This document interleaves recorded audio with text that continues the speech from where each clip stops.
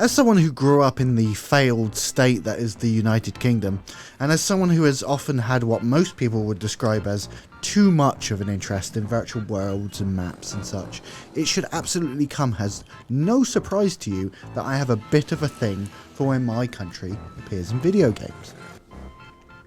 Which is a shame, because for the most part the appearances are cameo level, in terrible games, or so long ago that they've been swallowed and forgotten by the cultural zeitgeist. But if you're willing to stick with me, I'm going to go over a few of them and see if they are worth the space that they take up in my brain.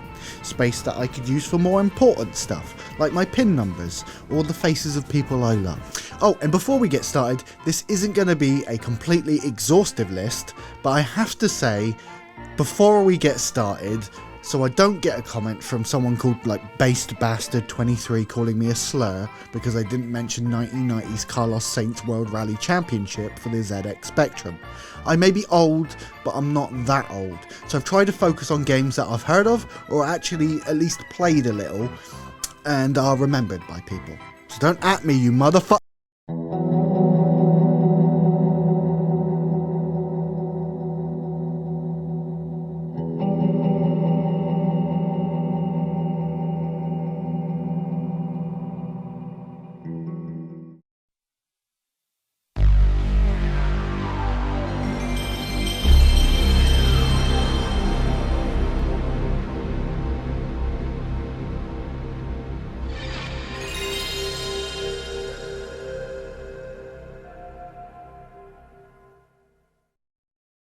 So I became a sentient creature around the middle of the 1990s, which isn't something I would advise for most people to try, but it meant that I was coherent enough to play the SNES and the Mega Drive generation, but I don't really have any memories of it. And in a statement that is sure to anger folk, I don't really feel like I'm missing out on much.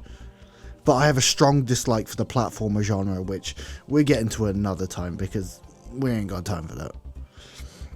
But for me, the early days of video games was the first 3D generation, you know, your Sega Saturns, your Sony PlayStations, your Nintendo 64s, that sort of era.